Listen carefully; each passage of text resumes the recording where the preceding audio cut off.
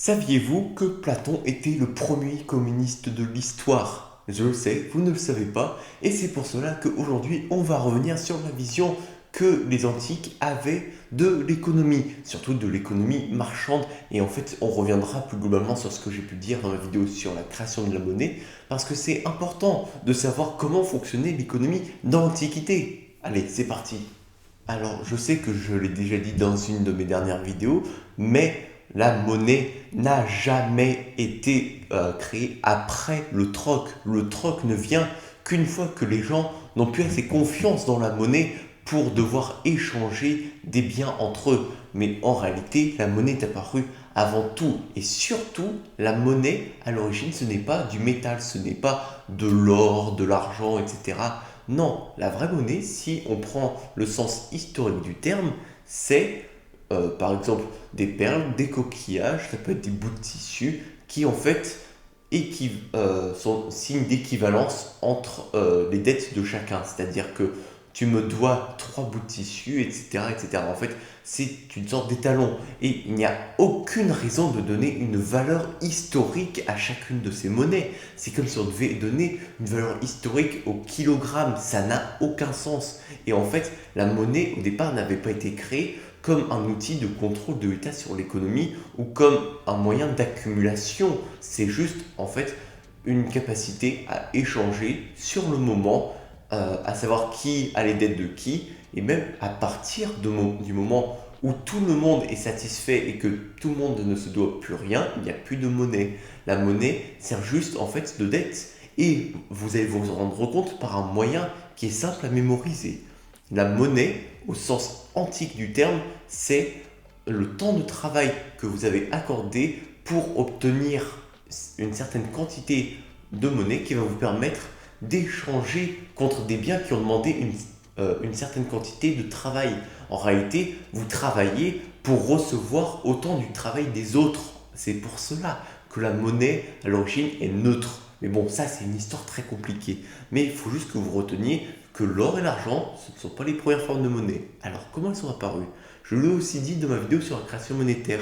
La monnaie, en tant que telle, avec du papier-monnaie ou des pièces en métal, n'est apparue qu'avec la création de grands empires, par exemple l'empire sumérien, l'empire d'Akkad, l'empire mésopotamien et l'empire perse, qui ont cherché à étendre leur empire, à étendre leur territoire, et pour réussir cela, ils ont donné à leurs fonctionnaires des petites rondelles de métal qu'ils ont donné comme nom monnaie. Et la monnaie, ils l'ont échangée contre à peu près tout ce qu'ils voulaient, et après la population devait rembourser cela en impôts à l'État. C'est ce qui fait qu'à l'origine, par exemple à Rome, à Athènes, il n'y avait pas d'impôts. Les impôts, c'est pour les pays conquis. Les impôts, en fait, ça n'existe quasiment pas pendant l'Antiquité et ça ne sert juste qu'à soumettre d'autres pays. Et c'est pour cela, quand on vous augmente vos impôts, on vous rend dépendant de l'État parce que si vous les payez pas, bah vous êtes exclu du système.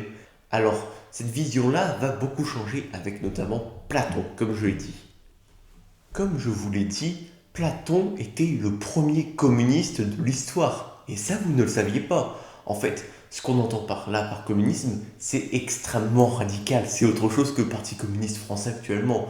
Ce que Platon souhaitait, c'était la possession commune de tous les biens. C'est-à-dire tous les biens dans la cité sont donnés à tous et tout le monde y a accès. En fait, selon lui, c'était censé permettre d'éviter le chômage et la misère, la mendicité qui était récurrente dans la cité à l'époque.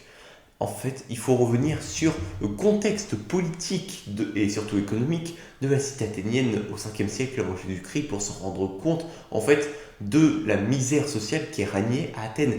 On nous dépeint souvent à l'école Athènes comme une société florissante avec une superbe économie, une superbe démocratie. Malgré tout, il y a quand même de l'esclavage, des métèques qui ont peu de droits, des femmes qui ont peu de droits, mais ça, ce qui ne nous est pas présenté, en fait, c'est la pauvreté, la misère, la mendicité. Et à quoi elle est due cette mendicité, cette misère? Elle est due au capitalisme, enfin, surtout à l'économie marchande, c'est-à-dire le fait que la concentration du capital par quelques grosses fortunes a dépossédé beaucoup notamment de paysans. Ils ont acheté des esclaves et ont fait cultiver leurs terres avec des esclaves, tandis que les petits propriétaires, eux, ils ont été expulsés. Et où est-ce qu'ils sont allés, ces petits propriétaires? Ils sont allés à Athènes, dans la cité. C'est ce qui va se passer après avec les Anglais au début du capitalisme, du vrai. Sauf que ça, je vous en reparlerai dans une autre vidéo.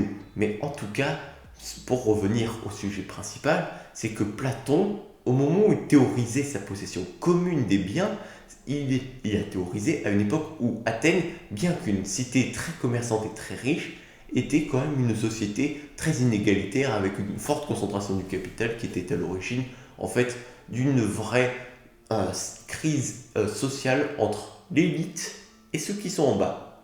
Et c'est ça qui va faire que deux courants vont se créer, les platonistes et surtout les partisans d'Aristote. Alors les partisans d'Aristote, qu'est-ce qu'ils veulent eux et qu'est-ce qu'ils préconisent? Aristote, lui, souhaite une économie marchande, c'est-à-dire avec une possession des biens, mais une économie marchande sans spéculation et sans prêt à intérêt, c'est-à-dire sans prêt où tu dois payer un intérêt supplémentaire.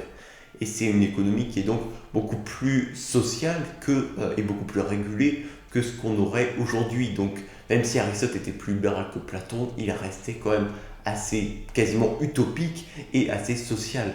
Mais en tout cas, ce qui est sûr, c'est que Athènes n'a jamais réussi à avoir un système social efficace et la misère et le chômage récurrent à la cité ont continué à exister pendant des siècles et des siècles. Bon, j'espère que cette vidéo vous a plu. En tout cas, dans la prochaine vidéo, on parlera de la vision au Moyen-Âge et durant la Renaissance et début du capitalisme, de l'économie, l'apparition du libéralisme, du mercantilisme, bref, de tout ce qui fait la base de la culture économique. En tout cas, n'hésitez pas à vous abonner à la chaîne YouTube, à liker, à partager la vidéo, mettre la cloche. Moi, je vous dis ciao!